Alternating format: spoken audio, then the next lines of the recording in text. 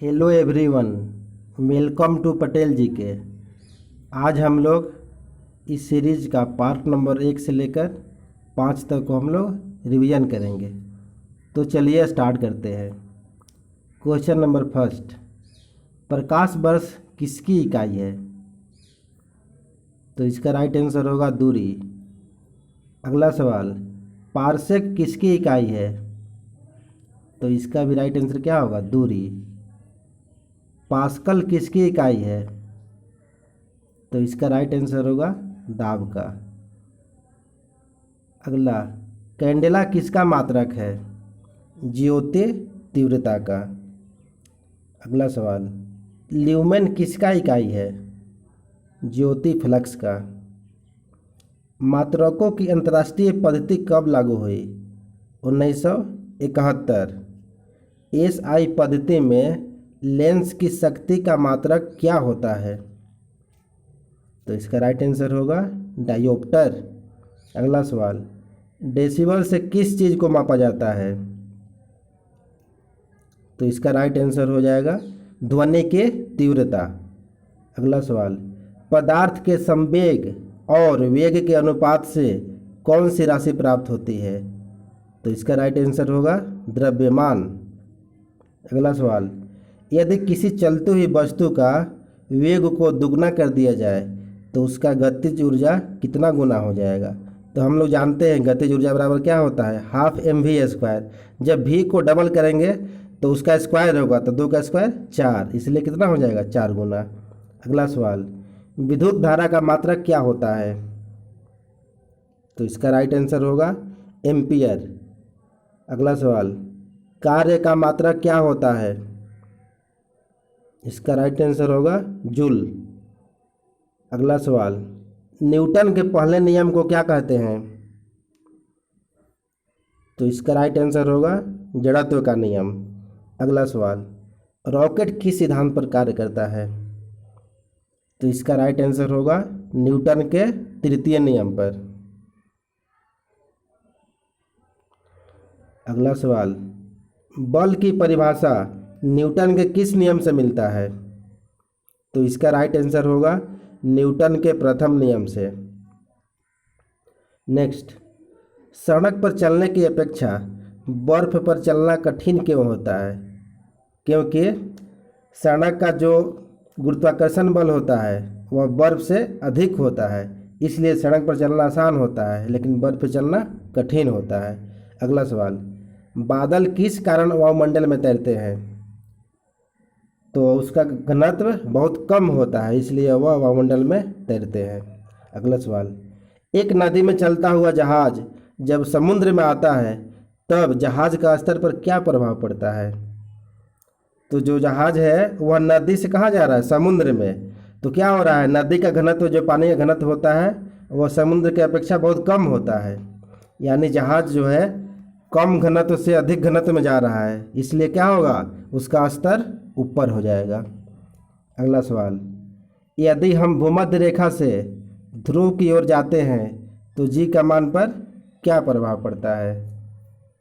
तो हम लोग जानते हैं कि ध्रुव पर जी का मान सबसे अधिक होता है, तो हम लोग भूमध्य रेखा से ध्रुव की तरफ जाएंगे तो क्या होगा? जी का मान बढ़ेगा।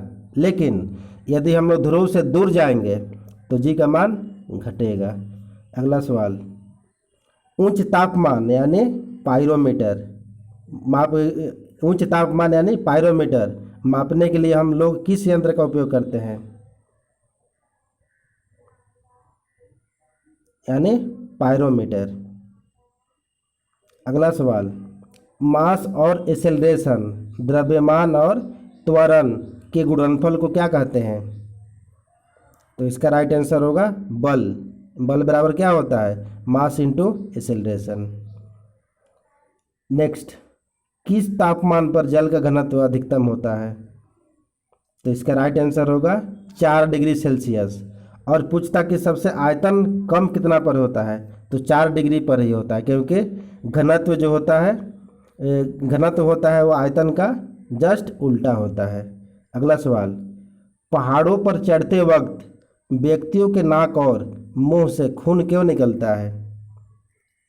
क्योंकि ऊंचाई बढ़ने के साथ साथ वायुमंडलीय दाब कम होता है। अगला सवाल, बल का एसआई मात्रक क्या होता है? तो इसका राइट आंसर होगा न्यूटन। अगला सवाल, सूर्य पर ऊर्जा का निर्माण किस प्रकार होता है? तो इसका राइट आंसर होगा नाभिकीय संलयन, न्यूक्लियर फ्यूजन होता है। सॉरी दोस्तों, यहाँ पर थोड़ा मिस्टेक हो गया है। क्या होगा? Nuclear fusion. फ्यूजन मतलब विखंडन होता है, फ्यूजन मतलब संलयन होता है, इसलिए यहाँ क्या होगा? फ्यूजन। अगला का सवाल, डायनेमो किस में परिवर्तित करता है? कहने का मतलब डायनेमो किस ऊर्जा को किस में बदलता है? तो डायनेमो जो जनरेटर में लगा रहता है हम लोग देखे हैं, वह यांत्रिक ऊर्जा को विद्युत ऊर्जा में परिवर्तित करता है। अगला सवाल, जब दूध को प्रबल ढंग से मथा जाता है तो उसमें से क्रीम किस कारण से अलग हो जाता है? तो इसका राइट आंसर होगा अपकेंद्रीय बल के कारण। अगला सवाल, प्रेशर कुकर में खाना कम समय में क्यों पक जाता है? क्योंकि दाब बढ़ने से क्या होता है? उसका टेम्परेचर बढ़ जाता है, जिस कारण से खाना जल्दी पक जाता है। अगला सवाल, जब एक पत्थर को चांद की सतह से पृथ्वी पर लाया जाता है तो इसके द्रव्यमान और भार पर क्या प्रभाव पड़ता है? तो इसका द्रव्यमान पर कोई प्रभाव नहीं पड़ता है, लेकिन उसका भार जो होता है बढ़ जाता है। कितना बढ़ता है? 6 गुना। अगला सवाल, भू स्थिर उपग्रह जियो स्टेशनरी सैटेलाइट का आवर्तकाल कितना होता है? तो राइट आंसर होगा 24 आवर्स, यानी 24 घंटा।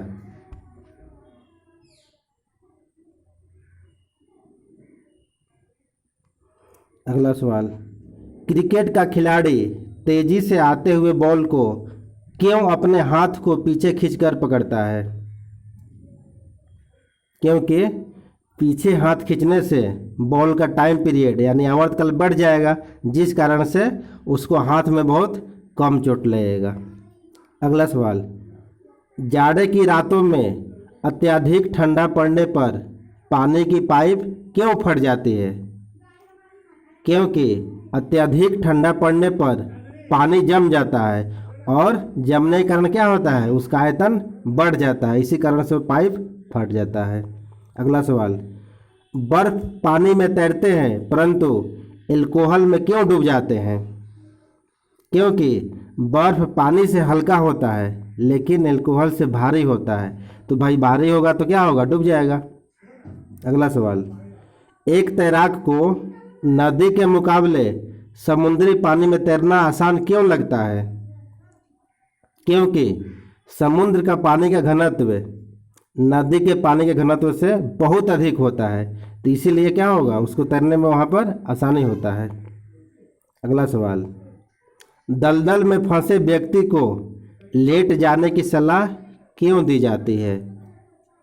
क्योंकि लेटने से आयतन बढ़ जाएगा, जिस कारण क्या होगा? घनत्व कम हो जाएगा, इस कारण उस आदमी को वहाँ से निकालने में आसानी होगी। अगला सवाल, पृथ्वी के तल से किसी वस्तु को किस न्यूनतम वेलोसिटी से फेंका जाए कि वह पृथ्वी के गुरुत्वाकर्षण को पार कर जाएगा? कहने का मतलब वह कहाँ चला जाएगा? अंतरिक्ष में। तो वह कितना वेलोसिटी होगा, कितना वेग से फेंकेंगे तो ऐसा हो सकता है? तो इसका राइट आंसर होगा 11.2 किलोमीटर पर सेकेंड। कहने का मतलब है यदि किसी भी वस्तु को 1 सेकेंड में 11.2 किलोमीटर उसको उतना स्पीड से फेंक देंगे तो वह कभी पृथ्वी पर लौट के नहीं आएगा। कहाँ चला जाएगा? अंतरिक्ष में। अगला सवाल, किसी लिफ्ट में बैठे हुए व्यक्ति को अपना वेट कब अधिक मालूम पड़ता है? तो जब लिफ्ट ऊपर की ओर एक्सेलरेट करेगा, त्वरित होगा, और जब नीचे आएगा तो क्या होगा? उसको भार कम महसूस होता है। अगला सवाल, लोलक का आवर्तकाल किन बातों पर निर्भर करता है? यानी पेंडुलम का टाइम पीरियड किन किन बातों पर निर्भर करता है? तो इसका राइट आंसर होगा लोलक की लंबाई और गुरुत्वीय त्वरण पर। क्योंकि टी बराबर क्या होता है, टाइम पीरियड बराबर 2 पाई √अंडर L/G। तो एल है और जी है, एल मतलब लोलक की लंबाई, जी मतलब गुरुत्वीय त्वरण। अगला सवाल, यदि लोलक की लंबाई को 4 गुना कर दिया जाए तो लोलक के झूलने का समय कितना हो जाएगा। हम लोग अभी पढ़े कि टाइम पीरियड बराबर होता है 2 पाई √अंडर L/G। तो एल को 4 गुना किए हैं, तो 4 का वर्गमूल निकालेंगे कितना होगा, रूट में है तो 2 होगा, मतलब 2 गुना। अगला सवाल, वर्षा की बूंद का आकार गोलाकार किस कारण से होता है। तो इसका राइट आंसर होगा पृष्ठीय तनाव यानी सरफेस टेंशन के कारण। नेक्स्ट, पानी के एक गिलास में एक बर्फ का टुकड़ा तैर रहा है, जब बर्फ पिघल जाएगा तो पानी के स्तर पर क्या प्रभाव पड़ेगा। कोई प्रभाव नहीं पड़ेगा, क्योंकि बर्फ पहले से ही उसके ऊपर तैर रहा है, और पिघलेगा तो पानी का लेवल बढ़ेगा नहीं, क्योंकि बर्फ पहले से उसमें रखा हुआ है, पानी का लेवल क्या होगा, उतना ही रहेगा। अगला सवाल, लैंप के बाती में तेल किस कारण ऊपर उठता है। तो केशिकीय घटना के कारण क्या होता है, वह बाती के थ्रू तेल ऊपर पहुंचता है, जिससे हम लोग दिया जलाकर या लैंप जलाकर पढ़ते हैं। अगला सवाल, साबुन को जल में घुलने पर पृष्ठ तनाव यानी सरफेस टेंशन पर क्या प्रभाव पड़ता है। तो साबुन को जल में घुलने से क्या होता है, पृष्ठ तनाव घट जाता है। अगला सवाल, क्यूसेक से क्या मापा जाता है। तो क्यूसेक एक ठो क्या है, यह यंत्र होता है मापने के लिए। इससे क्या मापते हैं, जल का बहाव, मतलब जल की कितना बह रहा है। अगला सवाल, गुरुत्वाकर्षण के सार्वभौमिक नियम का प्रतिपादन किसने किया। तो इसका राइट आंसर होगा न्यूटन। नेक्स्ट, महान वैज्ञानिक आर्किमिडीज किस देश से संबंधित थे। तो इसका राइट आंसर होगा ग्रीस। नेक्स्ट, ऊर्जा संरक्षण का नियम क्या है। तो ऊर्जा का संरक्षण का नियम यही है कि ऊर्जा को न हम लोग उत्पन्न कर सकते हैं और न ही उसको हम लोग नष्ट कर सकते हैं। दूध से क्रीम निकाल लेने पर उसका घनत्व पर क्या प्रभाव पड़ता है। दूध से क्रीम निकाल लेने पर दूध के घनत्व पर क्या प्रभाव पड़ता है। तो इसका राइट आंसर होगा दूध का घनत्व बढ़ जाता है। नेक्स्ट, साबुन कपड़ों की बेहतर सफाई में क्यों सहायक होता है। क्योंकि यह पानी में मिक्स्ड होकर यानी घुलकर उसके पृष्ठीय तनाव को कम कर देता है, जिस कारण से क्या होता है, कपड़ा को साफ करने में हम लोग को आसानी होता है। अगला सवाल, किसी वस्तु का भार कहाँ पर सबसे कम होता है। तो किसी वस्तु का भार सबसे कम पृथ्वी के केंद्र पर होता है और सबसे अधिक ध्रुव पर।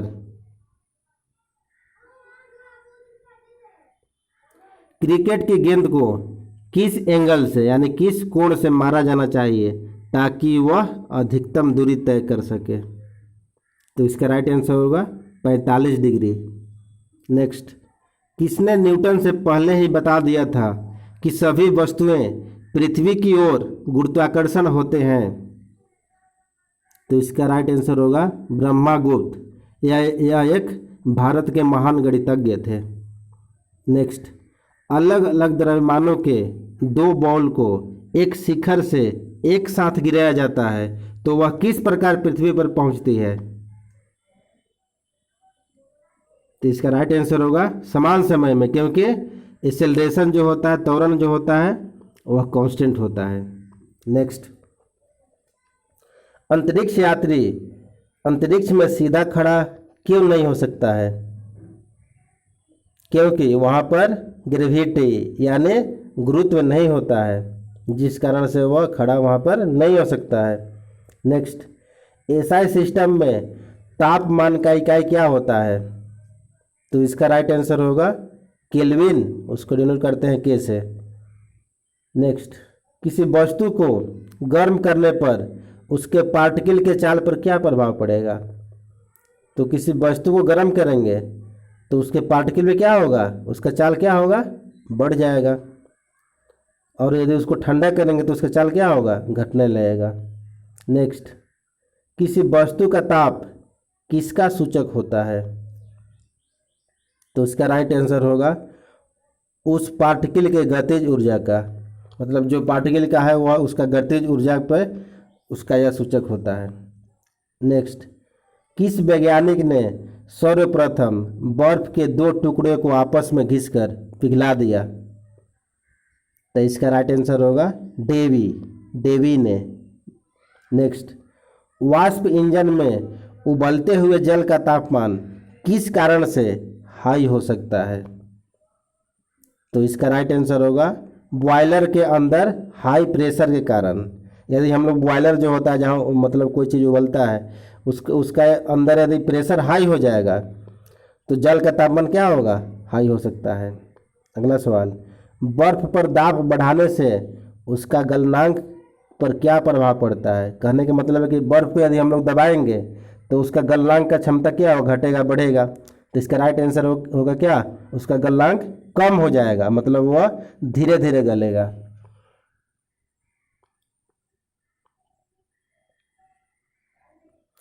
एक कैलोरी ऊष्मा का मान कितना होता है? तो इसका राइट आंसर होगा 4.2 जूल। नेक्स्ट, विकिरण पायरोमीटर से कितना तापक्रम नापा जाता है? इससे पहले भी हम लोग देख चुके थे पायरोमीटर के बारे में। तो इसका राइट आंसर होगा 800 डिग्री से अधिक टेम्परेचर को हम लोग माप सकते हैं। अब पायरोमीटर क्या होता है? इसका यूज करते हैं हम लोग कहाँ पर? हाई टेम्परेचर को मापने के लिए। पायरोमीटर एक तरह का यंत्र होता है मापने वाला टेम्परेचर। अगला सवाल, सेल्सियस में जल का बॉइलिंग पॉइंट तथा फ्रीजिंग पॉइंट क्या होता है? तो इसका राइट आंसर होगा जल कितना पर बॉयल करता है? 100 डिग्री सेल्सियस पर। और कितना पर जमता है, फ्रीज करता है? तो 0 डिग्री सेल्सियस पर। जम कर क्या बनता है? बर्फ। अगला सवाल, टेम्परेचर के सेल्सियस पैमाने पर परम शून्य ताप कितना होता है? परम शून्य ताप। तो इसका राइट आंसर होगा -273 डिग्री सेल्सियस। नेक्स्ट, मानव शरीर का सामान्य तापमान केल्विन में कितना होता है? तो इसका राइट आंसर होगा 310 केल्विन। नेक्स्ट, किस तापमान पर सेंटीग्रेड और फ़ारेनहाइट दोनों का मान समान होता है? तो इसका राइट आंसर होगा -40 डिग्री। नेक्स्ट, फ़ारेनहाइट तापक्रम पर सामान्य वायुमंडलीय दाब पर उबलते पानी का तापमान कितना होगा? कहने का सीधा सा मतलब है कि जो पानी उबलता है वह कितना फ़ारेनहाइट पर उबलता है। वहाँ डिग्री सेल्सियस था तो 100 था। अब यहाँ पूछ रहे कि फ़ारेनहाइट में कितना पानी उबलेगा? तो राइट आंसर होगा 212 डिग्री फ़ारेनहाइट। नेक्स्ट, फ़ारेनहाइट में मनुष्य के शरीर का सामान्य तापमान कितना होता है? तो इससे पहले हम लोग देख चुके हैं केल्विन में कितना था? 310 केल्विन। अब पूछ रहा है कि फ़ारेनहाइट में मनुष्य का शरीर का सामान्य तापमान टेम्परेचर कितना होता है? तो राइट आंसर होगा 98 डिग्री फ़ारेनहाइट। नेक्स्ट, जब बर्फ़ को 0 डिग्री सेल्सियस से 10 डिग्री सेल्सियस तक गर्म किया जाता है तो जल के आयतन पर क्या प्रभाव पड़ता है? तो हम लोग पढ़ चुके हैं कि 0 डिग्री से 4 डिग्री सेल्सियस के बीच बर्फ़ का घनत्व तो क्या होगा? घटेगा। और 4 डिग्री पर सबसे कम होगा, लेकिन उसके बाद 4 डिग्री से 10 डिग्री बढ़ेगा, यानी पहले कम होगा बाद में बढ़ेगा। नेक्स्ट, लोलक घड़ी पेंडुलम वॉच गर्मियों में सुस्त क्यों हो जाती है? क्योंकि लोलक का लंबाई बढ़ जाता है। लंबाई बढ़ने से क्या होगा? उसका टाइम पीरियड बढ़ जाएगा।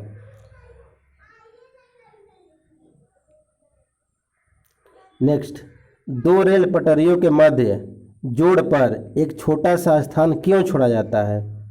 क्योंकि धातु गर्म होने पर फैलता है और ठंडा होने पर सिकुड़ता है, इसीलिए। नेक्स्ट, शीतकाल में जब ठंडा से पानी जम जाता है तब मछलियों और अन्य जलीय जीव पर क्या प्रभाव पड़ता है?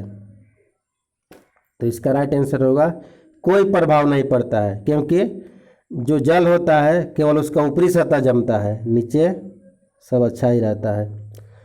नेक्स्ट, सूर्य की ऊष्मा पृथ्वी पर किस प्रकार के संचार माध्यम से पहुंचता है? सूर्य से पृथ्वी पर जो ऊष्मा आता है वह किस माध्यम से आता है? तो इसका राइट आंसर होगा विकिरण के माध्यम से। नेक्स्ट, एक टेबल पंखे को बंद कमरे में चलाने पर कमरे की हवा पर क्या प्रभाव पड़ता है? तो कमरे का हवा क्या हो जाएगा? गर्म हो जाएगी। नेक्स्ट, काले वस्त्रों के मुकाबले श्वेत वस्त्र शीतल क्यों होते हैं? क्योंकि श्वेत वस्त्र ऊष्मा को क्या करता है? प्रकाश को परावर्तित कर देता है। नेक्स्ट, उबलते जल द्वारा जलने की तुलना में भाप द्वारा जलना अधिक कष्टदायक क्यों होता है? क्योंकि भाप में गुप्त ऊष्मा मतलब छिपा हुआ ऊष्मा रहता है। अगला, लो टेम्परेचर इंजनों का अनुप्रयोग कहाँ किया जाता है? तो इसका राइट आंसर होगा रॉकेट प्रौद्योगिकी में। नेक्स्ट, किसी ठोस पदार्थ को सीधे गैस अवस्था में बदलने की प्रक्रिया को क्या कहते हैं? कोई ठोस सीधा गैस में बदल रहा है उसको क्या कहते हैं? ऊर्ध्वपातन। ऊर्ध्वपातन। जिस ताप पर कोई ठोस पदार्थ ऊष्मा पाकर द्रव में बदलता है तो उसको क्या कहते हैं? गलनांक।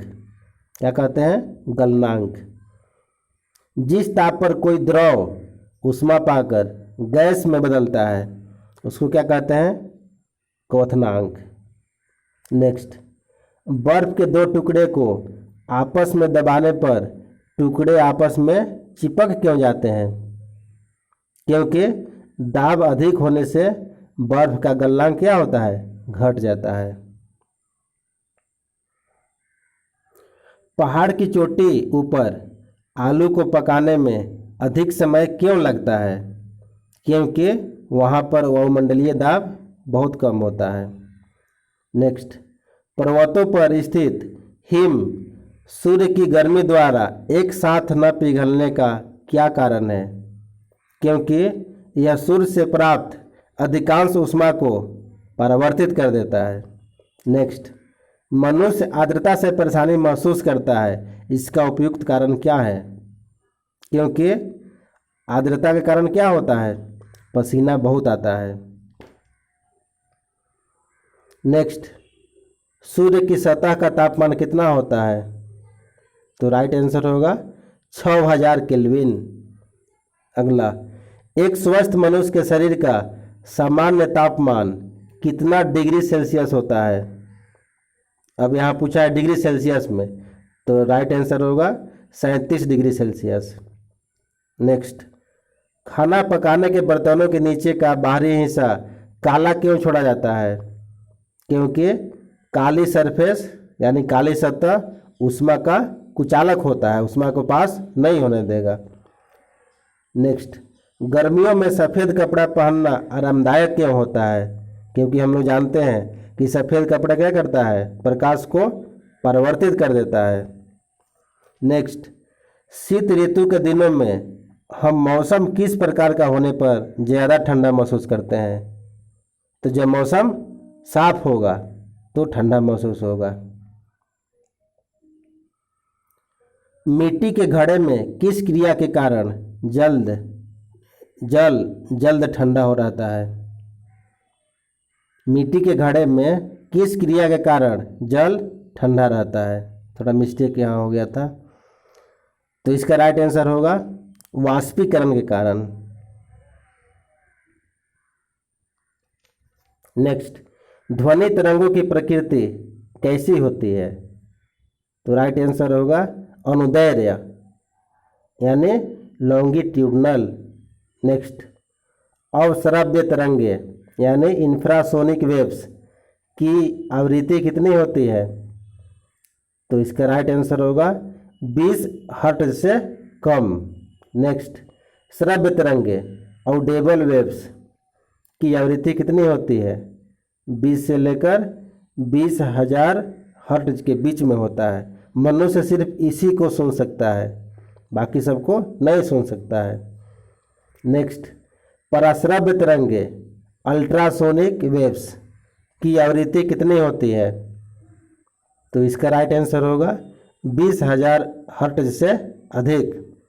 नेक्स्ट, चमगादड़ अंधेरे में किस प्रकार उड़ सकता है? तो इसका राइट आंसर होगा अति तीव्र ध्वनि तरंगे पैदा करके, जो इसको क्या करेगा, नियंत्रित करेगा किधर जाना है किधर नहीं जाना है। नेक्स्ट, वायु में ध्वनि की चाल कितनी होती है? तो इसका राइट आंसर होगा 332 मीटर पर सेकेंड। नेक्स्ट, जल में ध्वनि की चाल कितनी होती है? जल में ध्वनि की चाल कितनी होती है? तो इसका राइट आंसर होगा 1483 मीटर पर सेकेंड। अगला, लोहे में ध्वनि की चाल कितनी होती है? तो इसका राइट आंसर होगा 5130 मीटर पर सेकेंड। नेक्स्ट, कान पर ध्वनि का प्रभाव कितने सेकेंड तक रहता है? तो इसका राइट आंसर होगा 0.1 सेकेंड, मतलब 1/10 सेकेंड। नेक्स्ट, ध्वनि दिन की अपेक्षा रात में अधिक दूरी तक क्यों सुनाई देती है?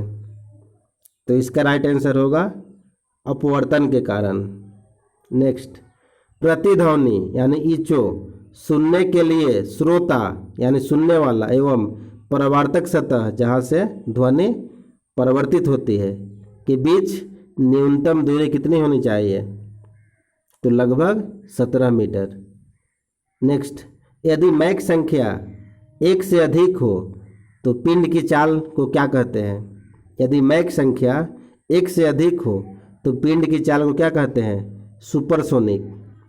नेक्स्ट, यदि मैक संख्या 5 से अधिक हो तो ध्वनि की चाल को क्या कहते हैं? हाइपरसोनिक।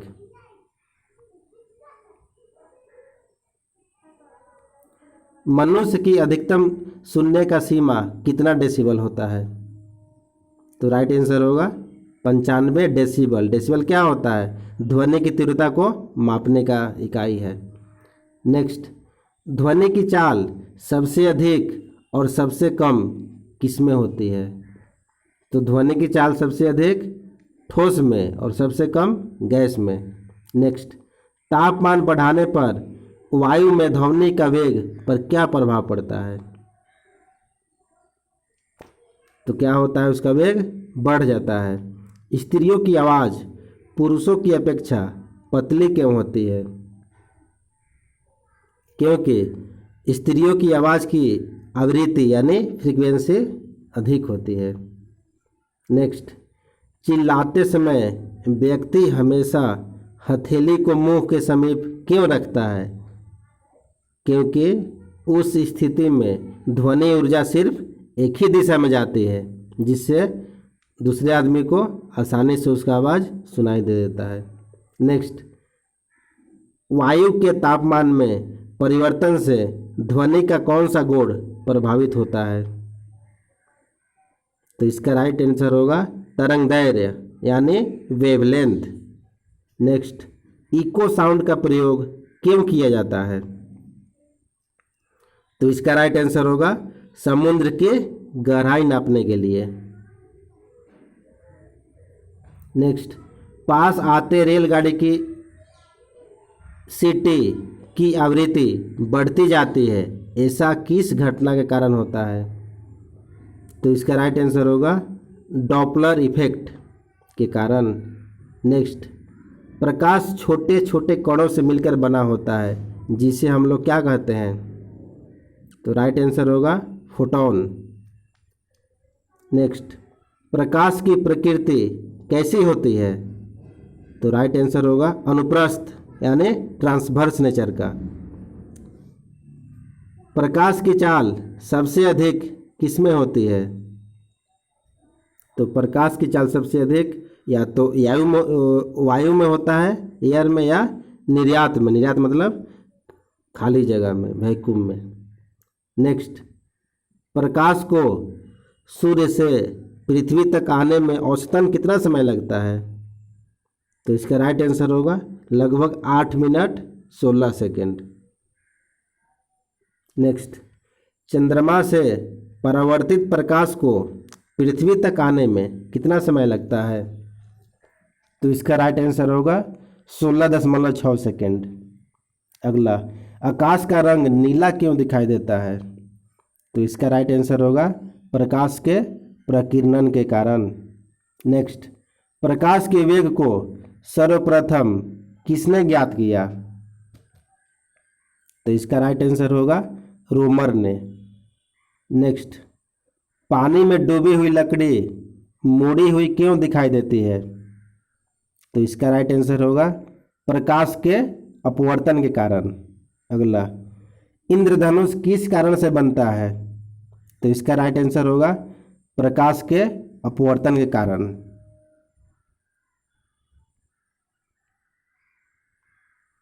मृगमरीचिका बनाने की घटना किस कारण से होती है? तो इसका राइट आंसर होगा पूर्ण आंतरिक परावर्तन यानी टोटल इंटरनल रिफ्लेक्शन। नेक्स्ट, जब प्रकाश की किरणें एक माध्यम से दूसरे माध्यम में जाती है तो उसका कौन सा चीज़ समान रहता है, मतलब चेंज नहीं होता है?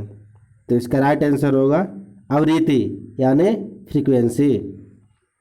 एक काटा हुआ हीरा क्यों जगमगाता है? तो इसका राइट आंसर होगा पूर्ण आंतरिक परिवर्तन के कारण, क्योंकि जितना लाइट आएगा सब उससे परिवर्तित हो जाएगा, जिस कारण से क्या होगा, हीरा बहुत काटा हुआ हीरा पूरा चमकता हुआ दिखाई देगा। नेक्स्ट, वातावरण में प्रकाश का वितरण किस कारण से होता है? मतलब वातावरण में प्रकाश किस तरह फैलता है चारों तरफ? तो इसका आंसर होगा धूल कण के कारण, धूल कण के कारण।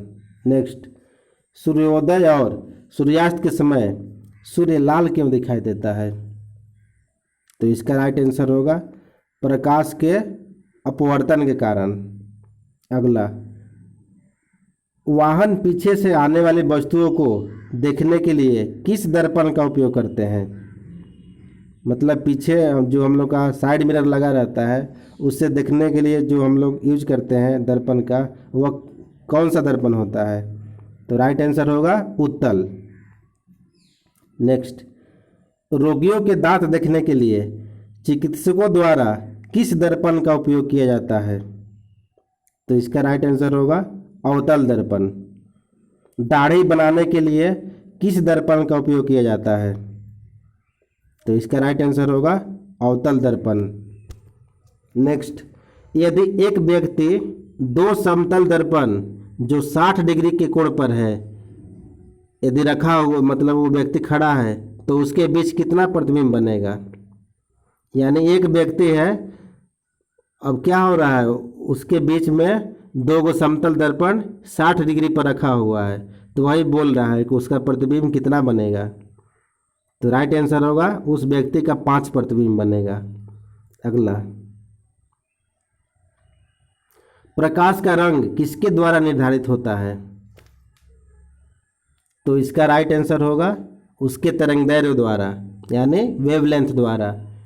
नेक्स्ट, चंद्रमा के सरफेस पर दिन के समय कैसा दिखाई देता है? तो चंद्रमा का सरफेस दिन के समय काला दिखाई देता है। प्रकाश का चाल सबसे कम किस में होता है? तो प्रकाश का चाल सबसे कम सॉलिड यानी ठोस में होता है और सबसे अधिक प्रकाश का चाल गैस में होता है। नेक्स्ट, अभिसारी लेंस क्या होता है? तो जो किरणों को एकत्रित करती है उसको बोलते हैं अभिसारी लेंस, और जो किरणों को फैलाती है उसको बोलते हैं अपसारी लेंस। नेक्स्ट, डायोप्टर किसका इकाई होता है? तो इसका राइट आंसर होगा लेंस की क्षमता का। धूप के चश्मे की क्षमता कितनी होती है? तो इसका राइट आंसर होगा 0 डायोप्टर। नेक्स्ट, श्वेत प्रकाश जब प्रिज्म में से होकर गुजरती है तो सबसे अधिक और सबसे कम किस रंग का विचलन होता है? तो जब श्वेत प्रकाश किसी प्रिज्म से पास करती है तो सबसे अधिक बैगनी कलर का विचलन होता है, मतलब बैगनी सबसे अधिक मुड़ता है और सबसे कम रेड यानी लाल रंग मुड़ता है। अगला सवाल, हरी पत्तियों का पौधा लाल रोशनी में रखने पर कैसा दिखाई देता है? तो इसका राइट आंसर होगा काला। नेक्स्ट, कैमरे में किस प्रकार का लेंस उपयोग में लाया जाता है? तो इसका राइट आंसर होगा उत्तल लेंस। अब सवाल में पूछता कि हमारे आँखों में कौन सा लेंस लगा रहता है, पहले से है, स्टार्टिंग से है, यानी उसमें भी क्या आंसर होगा? उत्तल लेंस। नेक्स्ट, आँख में उपस्थित आइरिस क्या काम करता है? तो आँख में उपस्थित आइरिस हमारे आँख में आने वाले प्रकाश की किरणों को नियंत्रित करता है, उसकी मात्रा को नियंत्रित करता है। नेक्स्ट, श्वेत प्रकाश को अपने विभिन्न रंगों में अलग होने की क्रिया को क्या कहते हैं? यानी जब श्वेत प्रकाश किसी प्रिज्म से पास होता है तो वह 7 रंगों में विभाजित हो जाता है, वही बोल रहा है कि उसको क्या कहते हैं? तो उसको हम लोग क्या कहते हैं? वर्ण विक्षेपण। प्राथमिक रंग क्या होता है और वह कौन कौन है? तो प्राथमिक रंग वैसा रंग जिसके मिश्रण से दूसरा रंग बनता है, जैसे मान लीजिए तृतीय रंग बना, चाहे आधा रंग बना। और प्राथमिक रंग कौन कौन है? लाल, हरा और नीला। लाल, हरा एवं नीला। नेक्स्ट, मानव के सामान्य स्वस्थ आँख के लिए स्पष्ट दृष्टि की न्यूनतम दूरी कितनी होनी चाहिए? तो राइट आंसर होगा 25 सेंटीमीटर।